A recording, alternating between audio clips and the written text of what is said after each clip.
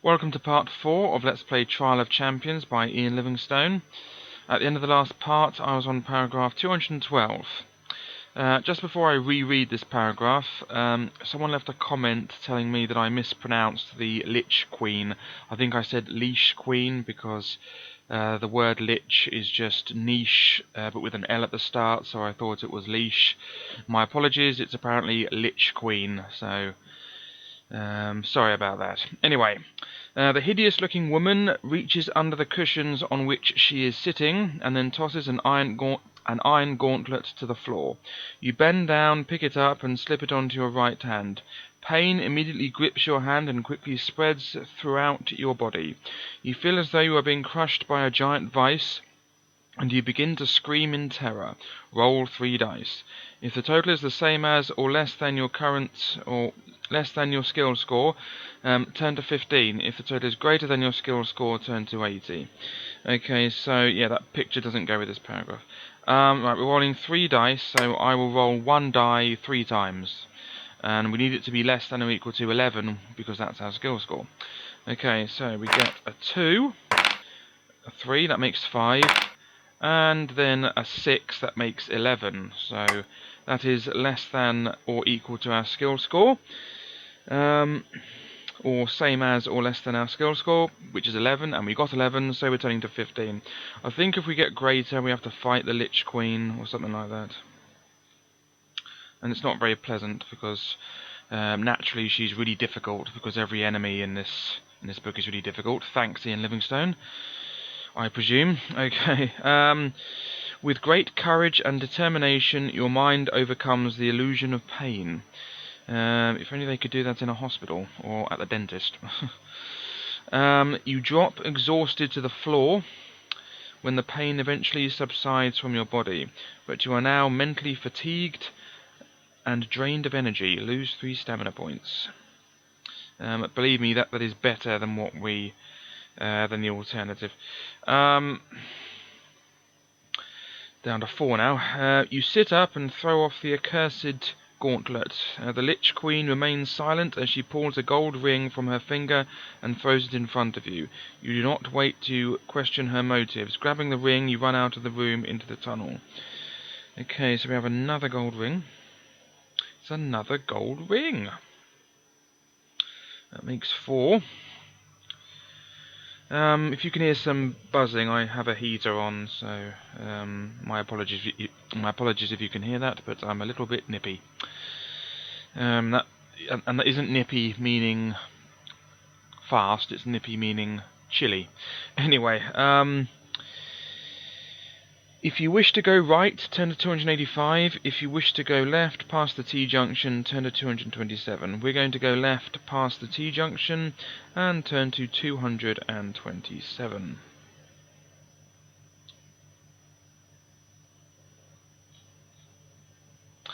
You soon arrive at a cave entrance in the left-hand wall of the tunnel. You peer inside, but it is too dark to see very far into the cave. Suddenly you hear a high-pitched cry for help from deep within. If you wish to enter in order to investigate, turn to 37. If you would rather keep walking along the tunnel, turn to 397. Okay, we are going to enter in order to investigate and turn to 37.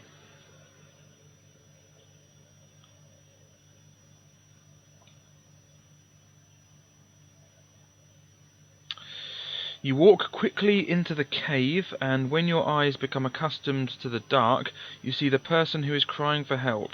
It is the small humanoid whom you saw not long ago, and now he is caught in the enormous web of a giant spider, which is bizarrely capitalized. Unable to free himself from the tangle of sticky strands, the tiny man begs you to cut him free. Suddenly the spider itself drops down from the ceiling onto its web and scurries across it towards its trapped prey. If you wish to attack the giant spider, turn to 118. If you would rather abandon the man and continue along the tunnel, turn to 397. We are going to attack the giant spider. There it is. That must be a hobbit or something, looking at the feet. Anyway, we're going to attack the giant spider and turn to 118. You draw your sword and close in on the huge black arachnid. Giant spider, skill 7, stamina 8. If you do not defeat the giant spider within 5 attack rounds, you too will become entangled in its web. If this happens, make a note of the giant spider's skill and current stamina score, and then turn to 64. If you manage to kill the giant spider in 5 attack rounds or fewer, because attack rounds are discrete values, so it should be 5 attack rounds or fewer. You can't have 4.5 attack rounds or 4¼ attack rounds, so it's not continuous data. So therefore it's 5 attack rounds or fewer. Ugh. Anyway, turn to 348.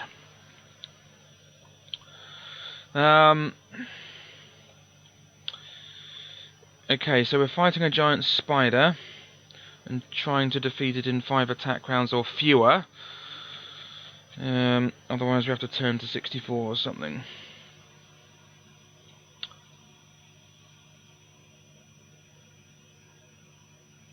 Alright. Okay, giant spider.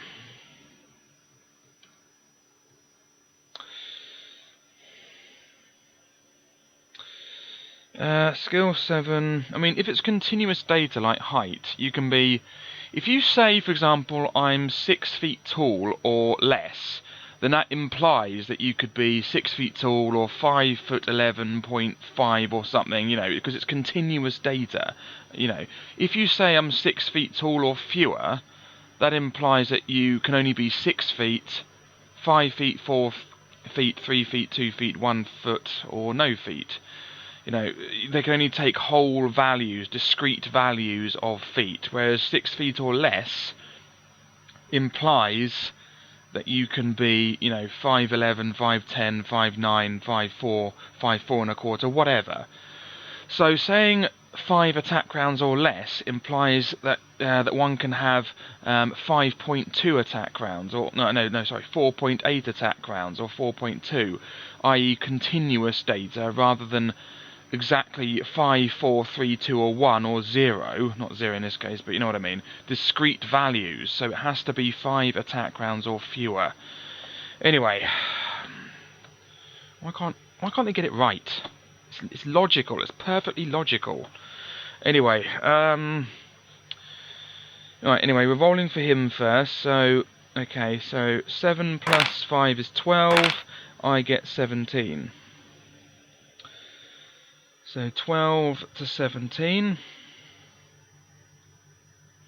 puts him down to 6. Okay, 7 plus 3 is 10, I get 18. So 10 to 18. How did it do that? 10 to 18. Weird. 4. Puts him down to 4. Okay, next. 7 plus 6 is 13, I get 15. So 13 to 15. Puts him down to 2. Alright, that's 3 attack rounds. 7 plus 17, that gives me 17 to, oh good, to 22. 17 to 22. Puts him down to 0. So that was 4 attack rounds, which is 5 attack rounds or fewer. And now we're moving on to the next paragraph. So, if you manage to kill the giant spider in 5 attack rounds or fewer, turn to 348.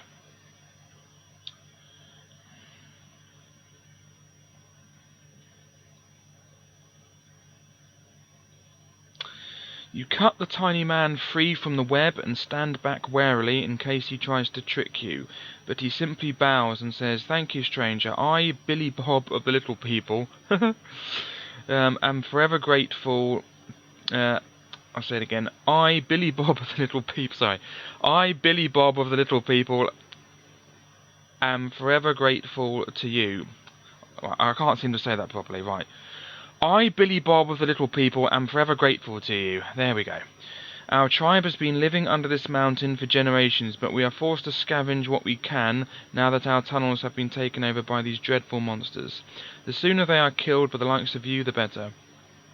As a reward for saving my life, I give you what I found in a scorpion's nest. Billy Bob... Sorry, that's funny.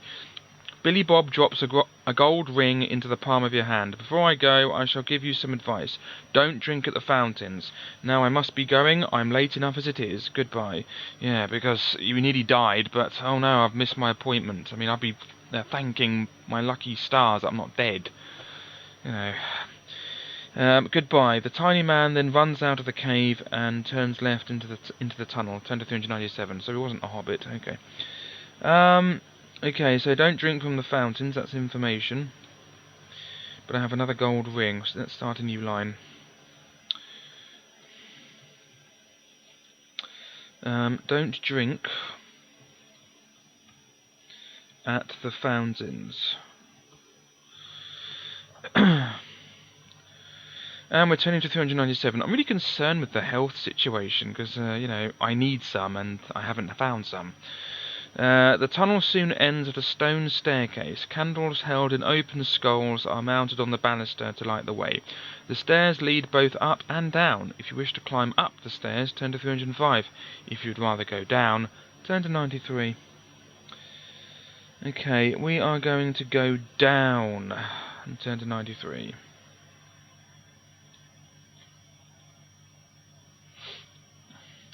The stairs end at a door from which you can hear the sound of squeaking animals and pattering feet. If you wish to open the door, turn to 146. If you would rather climb back up the stairs, turn to 305. Okay, we're going to open the door, of course, so turn to 146. Nope.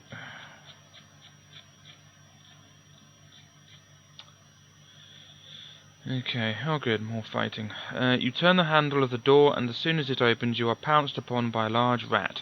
Others wait to take over if the first is defeated. Fight the rats one at a time. As soon as you lose an attack round, turn to 165. If you manage to kill all the rats without losing an attack round, turn to 18.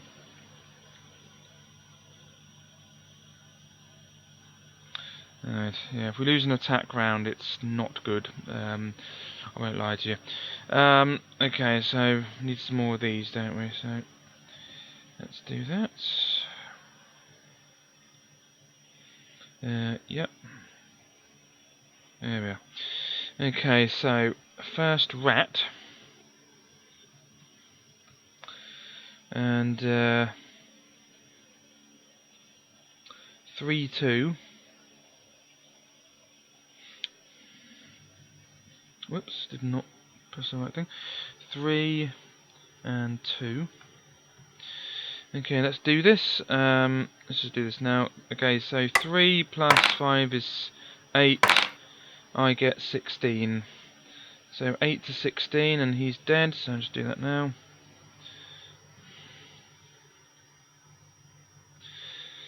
Yep, he's dead. Right, next one. Second rat. I think this one was 2-2, wasn't it? So a bit weaker. Okay, 2 plus 6 is 8. I get 20. So 8 to 20. Puts him down to 0. Okay, third rat. What are his stats? Yep. 3, 2, 3, 2, 4, 2. Okay, I'll try to remember that. 3, 2. Actually, I'll just do it now. Fourth rat. That was 3, 2 again, wasn't it? And the last one was 4, 2. And the fifth rat. Fifth rat was 4, 2.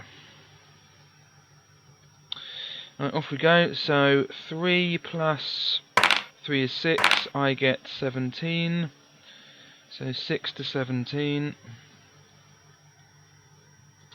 Puts them down to 0. Okay. 3 plus 4 is 7. I get 18. So 7 to 18. Puts them down to 0. End of Mr. Rat. Fourth rat, that is. And then finally we have fifth rat, slightly more skill. He's the leader, probably. 4 plus 7 is 11. I get 19. So 11 to 19. Put some down to 0. And we didn't lose an attack round, so let's get rid of the buzzing and move on. Anyway, fight the rats. Oh yeah, blah blah blah. Yep, we managed to kill all the rats without losing an attack round, and we're turning to 18.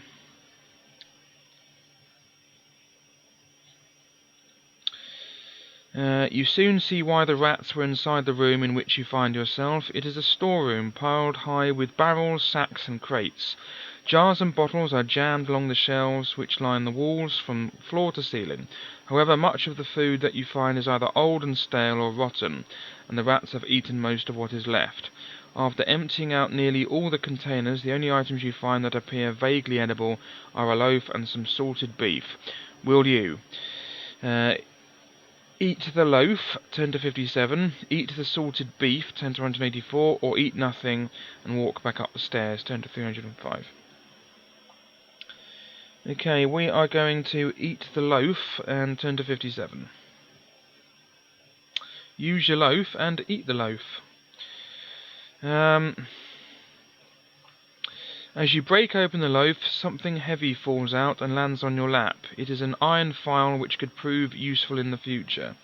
Okay, so we have an iron file.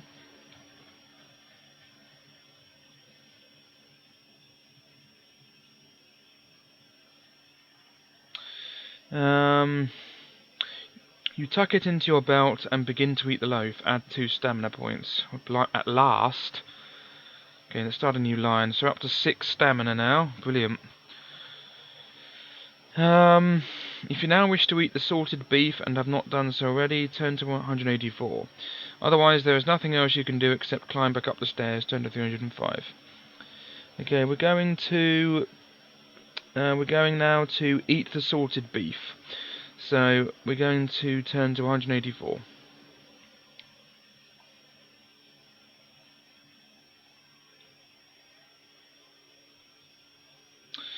The dry salted beef is tough yet tasty. You chew on it and swallow it in big lumps, so great is your hunger. Add 4 stamina points. Brilliant. Puts me up to 10. Eventually you feel as though you have eaten enough. If you have not done so already, you may eat the loaf, turn to 57. Otherwise, there is nothing else you can do except climb back up the stairs. Turn to 305. Okay.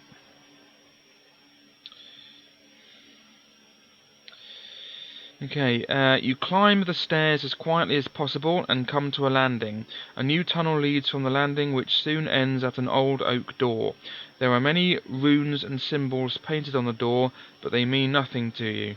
To one side of the door there is a wooden box, which is also made of old oak. If you wish to open the door, turn to 43. If you'd rather lift the lid of the box first, turn to 373. Okay, we're going to lift the lid off the box first, or lift the lid of the box first. Turn to 373. Now the box contains a coil of strong. I'll start again. The box contains a coil of strong rope. Hoping that it might prove useful later on, you sling it around your shoulders. Okay. So we have a coil of strong rope. Okay, what's next? There's also a hammer which you stick in your belt and a small phial of colourless liquid labelled anti-poison. Okay, so we have hammer and anti-poison. Or antidote. Start a new line. Pleased with your finds, you open the door. Turn to 43.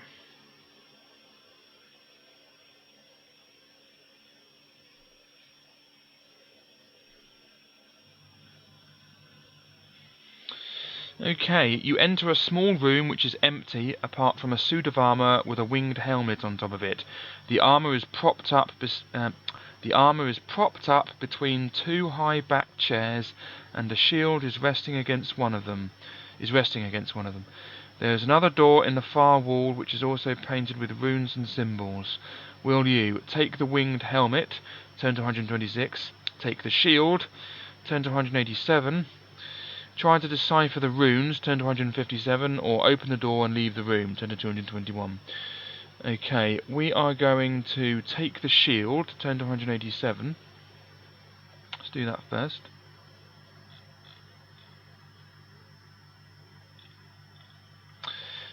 You pick up the shield carefully, making sure you do not move the chair just in case there is a trap. You place the shield on your arm and are well satisfied with your new piece of armour. Add 1 skill point, which I don't need. Okay, so we have a shield. There we go. New line. I already had a new line, didn't I? So I've been stupid there. Never mind, it worked out well. Will you now take the winged helmet, turn to 126, try to decipher the runes on the door, turn to 157, or open the door and leave the room, turn to 221. Okay, we're going to take the winged helmet and turn to 126. You take the magnificent helmet and place it on your head. Seconds later, the suit of armour jolts forward and then moves towards you in jerky steps, with its mace raised in the air. If you wish to fight the animated suit of armour, turn to 10. If you'd rather run for the door in the opposite wall, turn to 281. Okay, we are going to run for the door in the opposite wall and turn to 281. However, I have a winged helmet.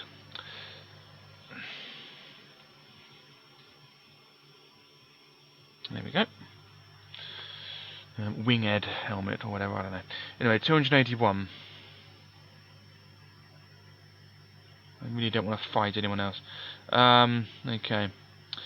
Luckily, the door is not locked and you are able to slam it behind you. The suit of armour hammers repeatedly on the door, but with no intelligence it does not think to turn the handle. You turn around and are surprised at what you see in the next room. Turn to 3. Okay, we got away with it. Sitting cross-legged in the middle of the room is a fat, bald man, Eastern in appearance. He sits motionless and holds a bamboo pole between his outstretched hands. Half a dozen coloured wooden blocks are hovering in a circle in mid-air above him. The man's eyes are grey and blank, and he is obviously blind.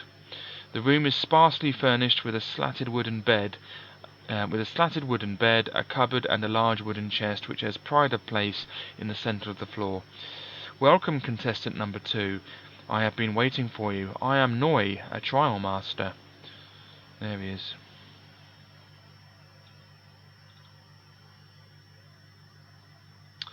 A trial master and a servant of Baron Succumbit. My duty is to test you in 3 ways before allowing you to proceed. Are you ready? If you wish to obey the trial master, turn to 369. If you'd rather attack him with your sword, turn to 200. Okay, we're going to obey him, of course. Yeah. So we're going to turn to 369.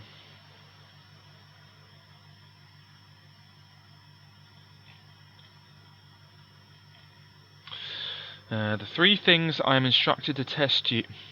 The 3 things in which I am instructed to test you are strength, intelligence, and fighting ability. Should you fail any of these tests, you will not be allowed to continue the trial of champions. We insist on a worthy winner.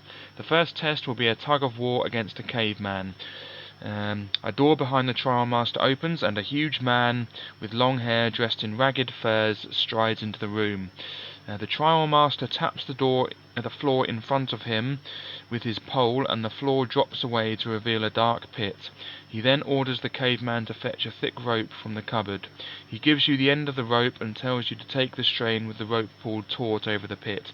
He counts to 3 and then shouts, "Heave!" The caveman's strength is incredible, and you grit your teeth and pull as hard as you can. The caveman has skill 7. Resolve the tug of war as you would in normal combat, but do not reduce stamina, as no wounds are inflicted. Make a note of who wins each attack round. If you are first to win 4 attack rounds, turn to 352. If the caveman is first to win 4 attack rounds, turn to 99. Okay, so we're quote-unquote fighting the caveman. So let me just make a couple more of these. Or loads of them. There we are. I'll need them knowing Ian Livingstone. Right. I presume. Right, okay. Caveman, but we're not deducting stamina here, so his skill is 7. Okay, so, and he has no stamina because this isn't combat. Okay, so roll for him first. 7 plus 8 is 15. I get 18. So 15 to 18. So that's 1 to me. Okay, 7 plus 3 is 10. I get 17. So 10 to 17. That's 2 to me. 7 plus 5 is 12. I get 20. So 12 to 20. Incredible strength, my foot. That's 3. I've jinxed myself now, haven't I? 7 plus... There we go. 7 plus 9 is 16, and I get 17. Nearly. 16 to 17. There we go. So, I'm the first to get to 4 attack rounds, and that means I win, and goodbye, Mr. Caveman, or I've beaten you, Mr. Caveman. If you are first to win 4 attack rounds, turn to 352. I think if you fail that, you're pretty much dead, so that's that. Or was that Vault of the Vampire?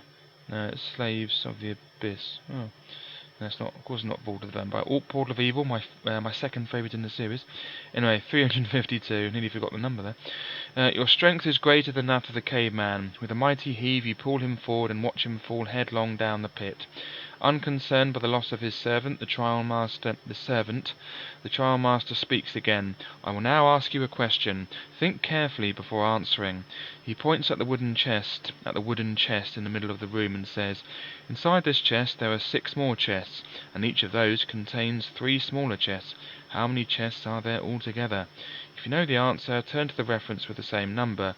If you are wrong, If you are wrong or you do not know the answer..." I'm trying to speak faster than I can think. Okay, if you are wrong or you do not know the answer, turn to 72. Okay, so there's 1 chest, first of all, so I have 1, and there's 6 more, that makes 7. Yeah, so there's 6 chests inside the chest, that's 7. And then each of those, so there's another 6 times 3, there's 3 in the other 6, so that makes 18. So I have 1 plus 6 plus 18, that's 7 plus 18, which is 25. So therefore we are going to paragraph 25. Off we go. Come on, give me a difficult one. The trial master remains silent for a moment and then says slowly, "You have passed the second test. Now comes the final part. Combat with me! We will fight with bamboo poles, not to the death, but as a simulation of a sword fight. Any strike to the head or chest will be considered a death blow. For your information, my blindness is no handicap, as my ears will tell me where you are. Now fetch your pole from the cupboard, for I am ready." As you take the pole, the trial master stands up and the wooden blocks fall to the ground. Treading silently on bare feet, he moves towards you, his head turned to one side to aid his hearing. If you wish to lunge at him with your pole and catch him off balance with a quick strike, turn to 134. If you'd rather ready yourself to counter a blow, turn to 204. Okay, we are going to ready ourselves for a counter blow and ready ourselves to counter a blow and turn to 204.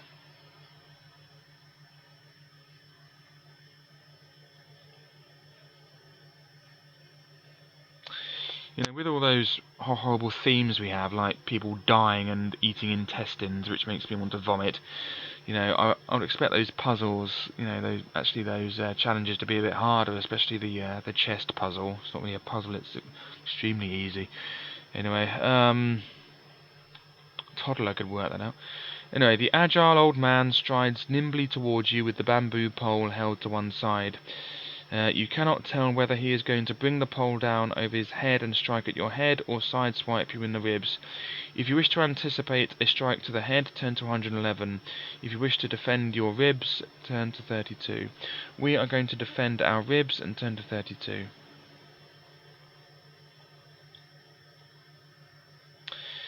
You anticipate the trial master's move. He brings the pole around in a sweeping arc towards your side, but you block it with ease.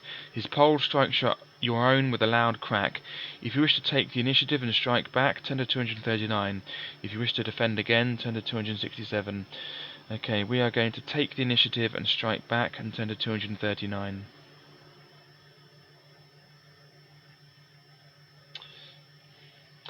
You thrust your right arm forward in an attempt to strike the trial master's neck. He tries to counter your blow by bringing his pole up quickly across his body. His skill score is 8. Roll 2 dice. If the total is the same as or less than his skill score, turn to 248. If the total is greater than his skill score, turn to 298.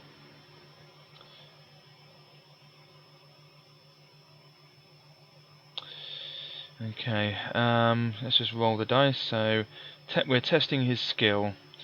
So roll 2 dice and see what it is. Okay, we get a 7, and that is less than his skill score, and we're turning to 248.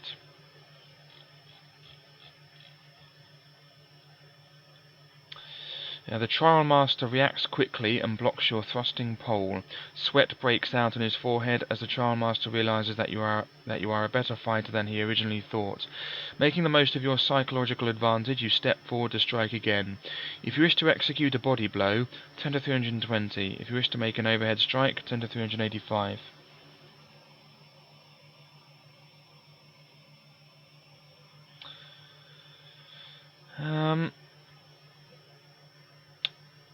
Yeah, we are. Just a moment, just want to see if I did that properly. 239. So we got a 7, and yeah, less than that, so we turned to 248, yeah. So it was less than his skill score, less than 8 anyway. Sorry about that, I'm just making sure I did that properly. I don't want to cheat, do I? Anyway, if you wish to make an overhead strike, turn to 385. Okay, we are going to make an overhead strike and turn to 385.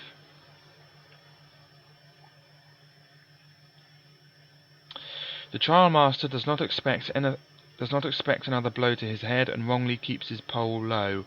Your pole thumps against his head and you let out a victory cry. You have triumphed against the odds in ritual combat. Turn to 362. Now the trial master stands back, panting heavily. Once he has caught his breath again, he says, "You have passed the 3rd test. You may now continue your walk through the dungeon. Leave this room through the door behind me." The old man offers you no words of advice or encouragement, so you leave his room. You open the door and pass through the squalid sleeping area of the caveman into another long gloomy tunnel. You soon come to a stone fountain in the shape of a leaping fish. If you wish to drink at the fountain, turn to 95. If you would rather continue walking, turn to 329. Okay, remember we don't want to drink from fountains or whatever, so we're going to continue walking and turn to 329. Soon you hear the sound of hoofs clattering along the stone floor. The sound echoes down the tunnel, then you see a shape emerging from the gloom. Seated astride a white skeleton horse is an armoured skeleton with a crown on its skull. Seeing you, the Skeleton King kicks its undead horse into a gallop and holds its sword aloft. You must fight the mounted undead. Skeleton King, skill 9, stamina 7. Edged weapons like swords and daggers do little harm to skeletons. Unless you have a hammer with which to fight the Skeleton King, you will only cause it to lose 1 stamina point during a successful attack round. If you win, turn to 209. Okay. I'll just fight this Skeleton King, and then I will end the video. Hello, Bonesy. It's another Bonesy. Skeleton King, skill 9, stamina 7.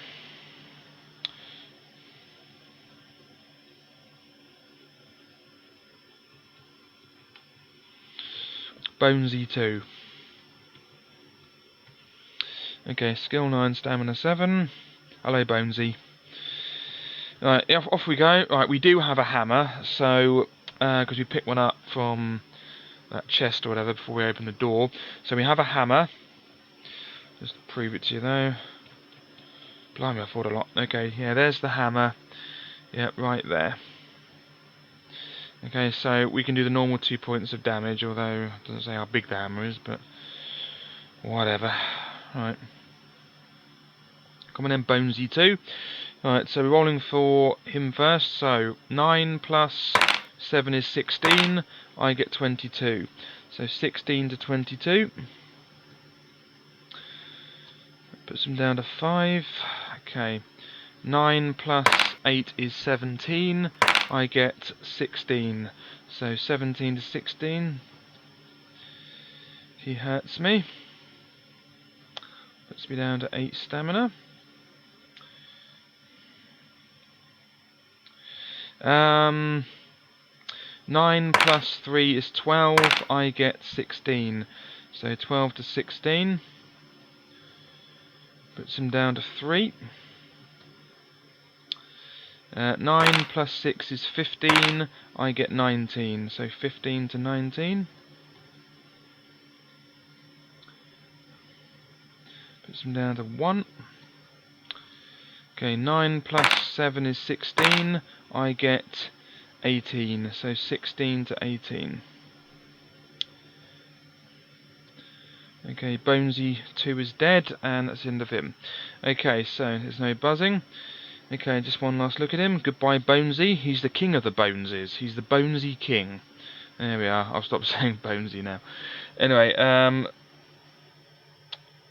if you win, turn to 209. We did, so off we go. We had a hammer, so we did the normal 2 points of stamina damage there, not 1. Anyway, you open the horse's saddlebag and find a mirror and a wooden whistle. You slip them inside your pouch and continue along the tunnel. Okay, so we have a mirror and a wooden whistle.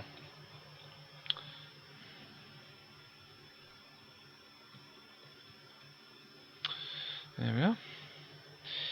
It soon ends at a T-junction. If you wish to go left, turn to 129. If you wish to go right, turn to 351.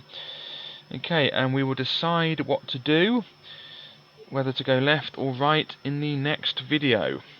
So, thank you very much for watching. I hope you enjoyed this, and I hope you can join me for part 5. We're about, I'd say about halfway through the book now. This is a classic Ian Livingstone. It's really long and really hard. So, yeah, we're about halfway through the book, I'd say, or maybe just over. Anyway, so thanks for watching again, and goodbye.